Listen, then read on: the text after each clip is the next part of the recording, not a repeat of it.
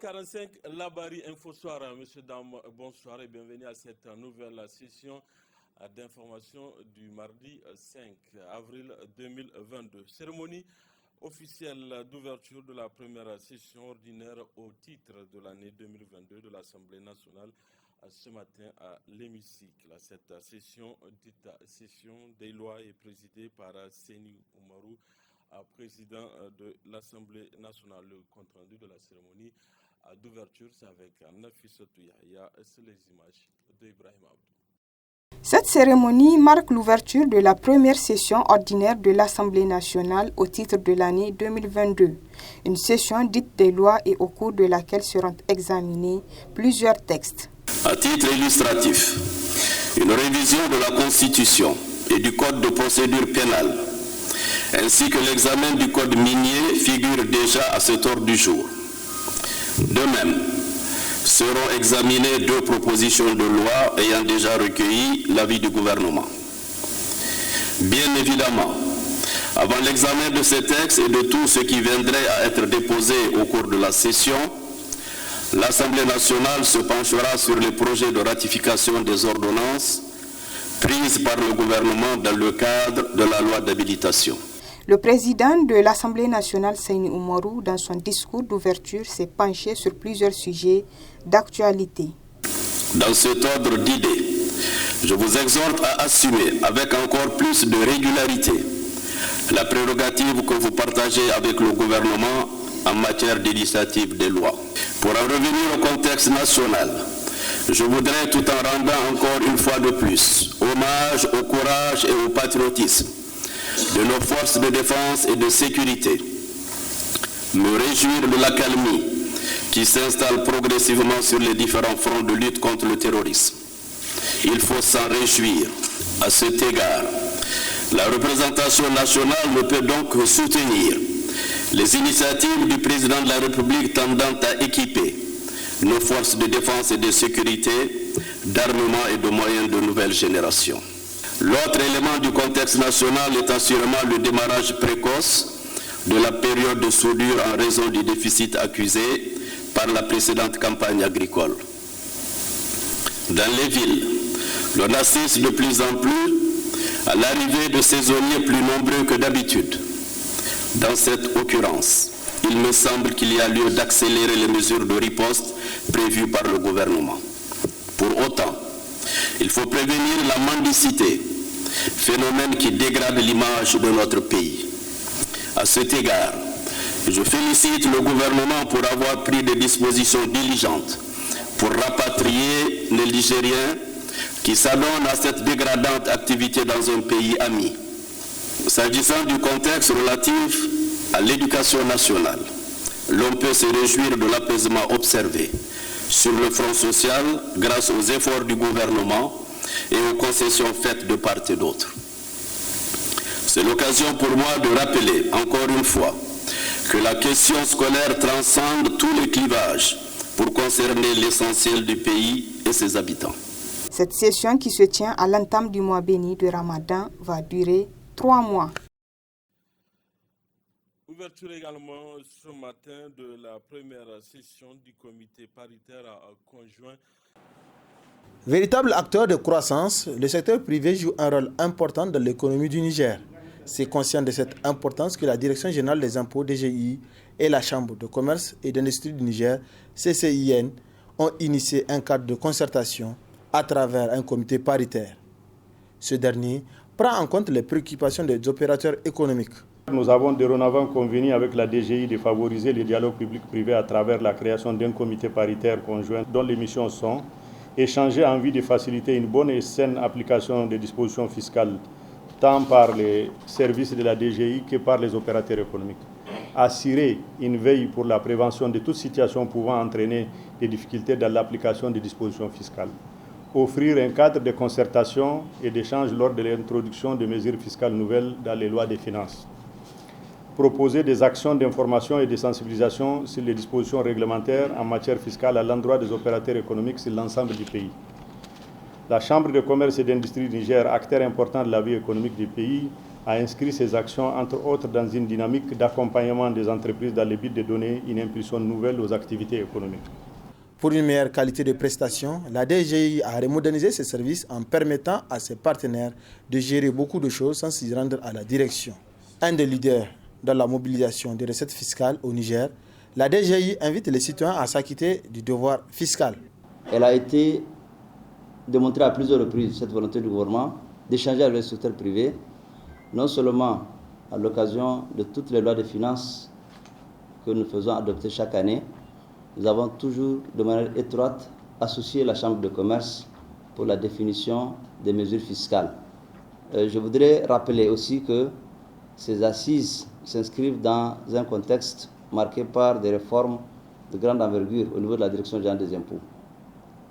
Ces réformes n'ont pas que pour objectif d'imposer de nouvelles taxes, loin de là. Nous sommes une administration au service du peuple. Nous sommes une administration, un service public. Donc, toutes ces réformes, notamment celles de modernisation qui sont entreprises, visent surtout à améliorer la relation usagée de la DGI avec ses partenaires. La notion de civisme fiscal, c'est-à-dire l'acquittement volontaire des obligations fiscales, est l'idéal recherché par chaque administration des impôts, par chaque État, sans que nous n'ayons à relancer, sans que nous n'ayons à être dans un contentieux fiscal, que tout citoyen puisse lui-même déclarer et payer ses impôts. Au cours de cette première session de ce cadre de concertation DGI-CCIN, plusieurs questions sur des réformes effectuées par l'autorité en charge des finances vont être débattues avec leurs partenaires. Parmi les questions figure la facture certifiée. Signature d'un protocole d'accord hier dans la soirée entre le ministre de la Santé publique et le Symphamed, un accord qui a mis fin au mot d'ordre de grève de 48 heures du dit syndicat.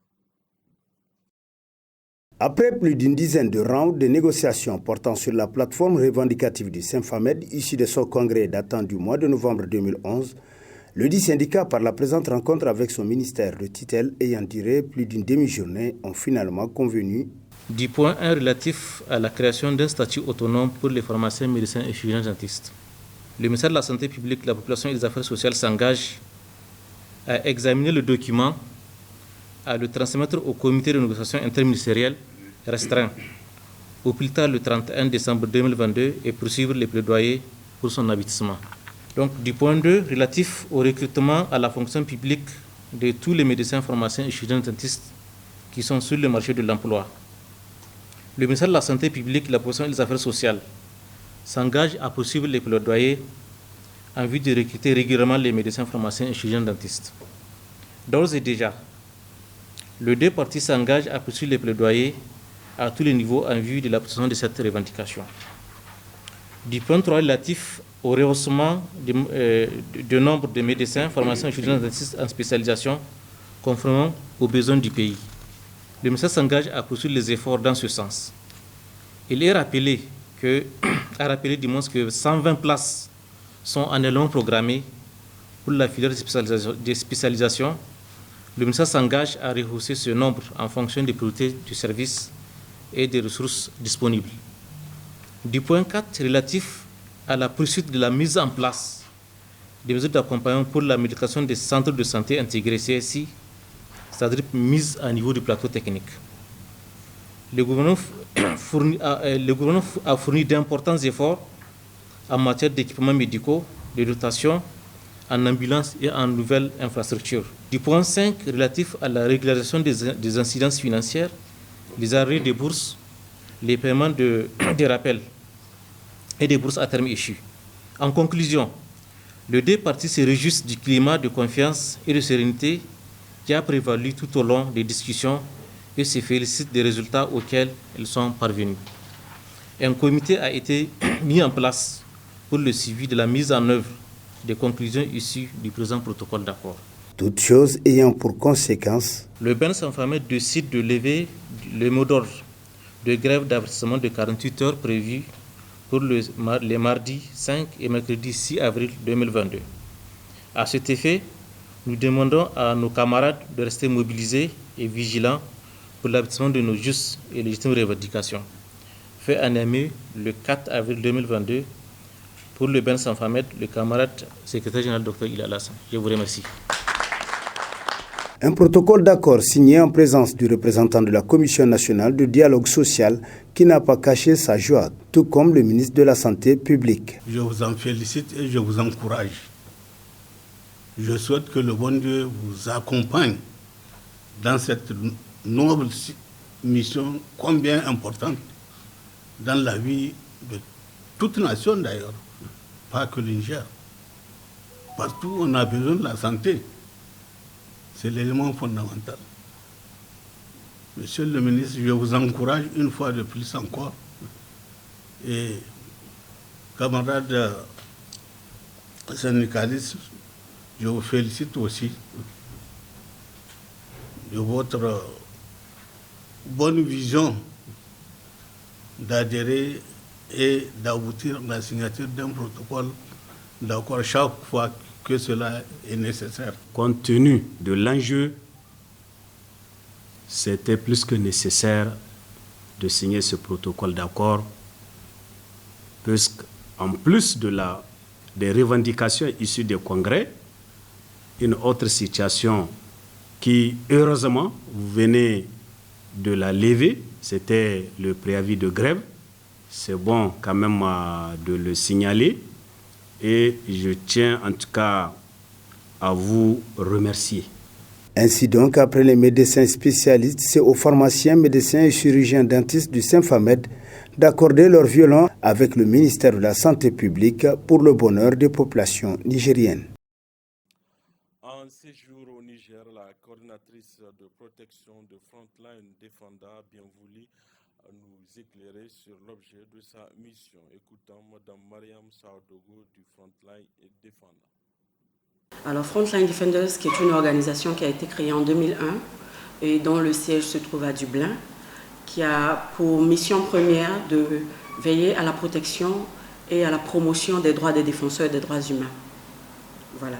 Et donc c'est dans ce cadre-là que je suis en ce moment au Niger pour effectuer une mission de terrain, pour rencontrer les organisations de la société civile dans leur globalité, discuter avec eux, m'imprégner de leur réalité et aussi de voir quelles sont les difficultés auxquelles ils font face dans le cadre de leur travail et voir dans quelle mesure mon organisation pourrait leur apporter une assistance. Un défenseur des droits humains est le porte-flambeau, voilà, des opprimés, la voix des sans-voix. Et donc, pour mener à bien sa mission, il se doit d'être tout d'abord apolitique, voilà, de n'avoir aucune affiliation politique, de militer réellement pour les droits humains des populations, des communautés qu'ils défendent. Ce qu'ils peuvent attendre de notre ONG, c'est d'abord une oreille attentive, voilà, à leurs difficultés, mais également des possibilités de formation, voilà, pour être outillés sur des questions de droits humains et sur des questions d'opportunité et de protection, on va dire. Également, ils peuvent s'attendre avec nous à du plaidoyer, voilà, que ce soit au niveau local, que ce soit au niveau également international. Ils peuvent également aussi s'attendre à des subventions, voilà, une aide financière dans le cadre de leurs activités, de leur protection. Et aussi, voilà, une visibilité, on va dire, de leur travail. Comme je l'ai mentionné tout à l'heure, nous faisons aussi de la promotion des droits des défenseurs des droits humains. La lecture que Frontline Defenders fait n'est pas différente de la lecture qui est faite au niveau d'autres organisations de défense des droits de l'homme au niveau international. Voilà, étant à l'extérieur même du Niger, nous avons eu, comme tout le monde, écho voilà, de certaines, on va dire, répressions ou alors restrictions. On a eu écho également de plusieurs cas d'arrestation de défenseurs et aussi d'acteurs de la société civile. Et donc, nous observons, comme tout le monde, voilà, ce qui se passe au Niger et Voilà, en ce qui concerne la liberté de manifestation, la liberté d'expression quand il s'agit même des éléments publiés en ligne sur les réseaux sociaux, etc. Et donc la lecture que nous faisons est un environnement quand même qui n'est pas toujours favorable, voilà, à la liberté d'expression. Nous sommes donc là pour essayer d'accompagner les défenseurs des droits humains afin qu'ils soient mieux outillés pour pouvoir continuer à faire leur travail de manière sereine, sécurisée et sans craindre voilà, pour leurs activités. Le plaidoyer vraiment par essence consiste à rencontrer voilà, les acteurs décisionnels de la vie, de l'environnement, en tout cas des droits humains dans le pays, donc rencontrer les autorités, les missions diplomatiques, mais également aussi au niveau international, parce que Frontline Defenders a un statut consultatif auprès du Conseil économique et social des Nations Unies. On a également un statut d'observateur au niveau de la Commission africaine des droits de l'homme et des peuples. Donc c'est autant d'outils que nous utilisons, que ce soit au niveau local, même à l'international, pour veiller à ce que nous puissions atteindre nos objectifs en termes de plaidoyer pour améliorer la situation des défenseurs des droits humains. Le mot de fin, pour moi, serait de vraiment rassurer les défenseurs des droits humains au Niger, comme quoi Frontline Defenders travaille bien sur voilà, les questions de droits de l'homme au Niger. Nous sommes focalisés sur les défenseurs eux-mêmes et donc ils ne peuvent pas aujourd'hui hésiter à nous contacter en cas de besoin, que ce soit pour la formation, que ce soit pour des subventions et également que ce soit pour du plaidoyer. Voilà, nous sommes ouverts, nous sommes à l'écoute et nous sommes disposés à les accompagner dans leur travail strict lié aux droits humains. Cérémonie de donation hier après-midi à l'hôpital national de Niamey. L'action de bienfaisance est l'œuvre de l'ambassade du Pakistan au Niger à l'endroit des gardes malades du hôpital pour leur faciliter la rupture du gène. C'était en présence du représentant du directeur général et du personnel administratif de l'hôpital, Boubacar Ibrahim Sadou Doumi. Il s'agit d'un lot de produits alimentaires composés essentiellement de sacs de riz, des bidons d'huile, du sucre, des dattes, d'un sac d'oignons et de la pomme de terre que la représentation diplomatique du Pakistan au Niger vient de mettre à la disposition de l'hôpital national de Niamey à cette occasion du mois béni de Ramadan. Destinée aux gardes malades du dit hôpital, cette donation vise à les aider à mieux rompre le jeûne. Aujourd'hui à l'hôpital national de Niamey pour apporter une aide produits alimentaires destiné donc, à préparer la nourriture pour la rupture collective du jeûne pour les gardes malades qui sont ici à l'hôpital de Niamey. Nous en avions plutôt discuté avec le directeur général de l'hôpital qui se trouve être absent. Donc nous avons l'intention d'organiser, de préparer la nourriture pour la rupture de jeûne pour 500 gardes malades chaque jour. Et voilà que c'est chose faite. Nous avons tenu promesse aujourd'hui en apportant donc, ces produits alimentaires composés de riz, d'huile, de dattes, de pâtes alimentaires, d'oignons et de la pomme de terre. Prenant la parole à son tour, le représentant du directeur général de l'hôpital, lui, n'a pas manqué de se réjouir tout en rassurant que ce don ira à qui de droit. Vraiment, c'est un sentiment de joie, vraiment de satisfaction, puisque ça va vraiment aider à nourrir les patients qui sont hospitalisés et nécessités. Et vraiment, je remercie l'ambassade du Pakistan au Niger. Je les rassure que ce don-là va droit aux bénéficiaires. A noter que c'est vraiment dans un esprit d'entraide et de partage, comme il est conseillé dans ces mois venus de Ramadan, que cette donation a été effectuée, a rajouté l'ambassadeur. Suite à un arrêt rendu hier 4 avril 2022 par la Cour d'appel de Niamey relativement à un conflit de leadership au sein du parti Lumana, les réactions de l'autre camp ne se font pas attendre. Écoutons à ce propos Soumana Sanda, membre du Ben Lumana. Dans la mesure où il s'agit d'un non-événement, vous vous rappelez qu'effectivement, en première instance, la justice avait en 2019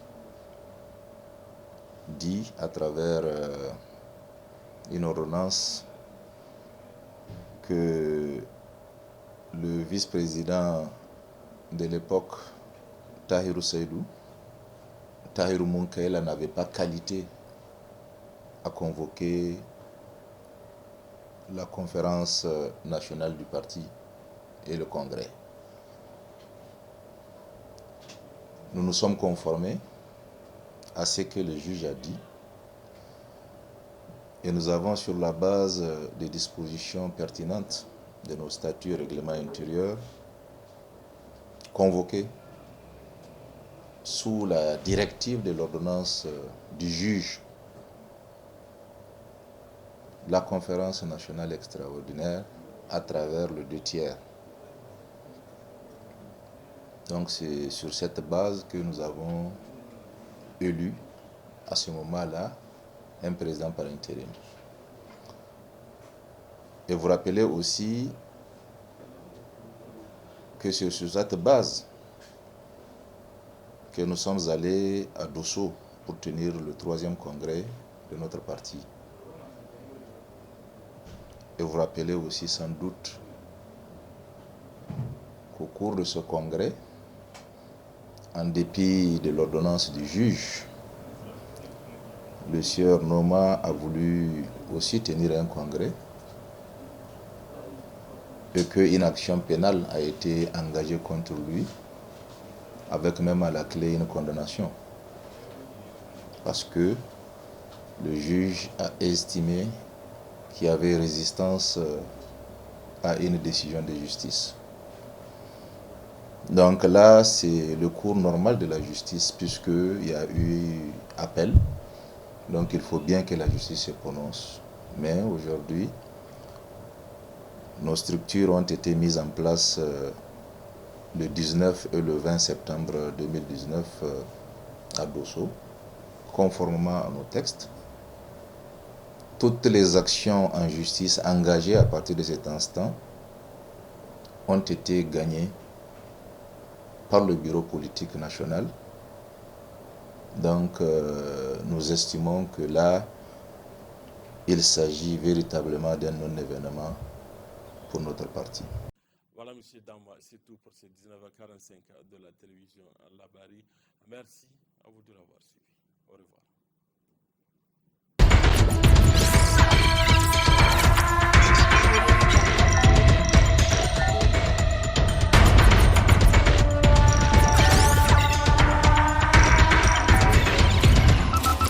Audio Jungle.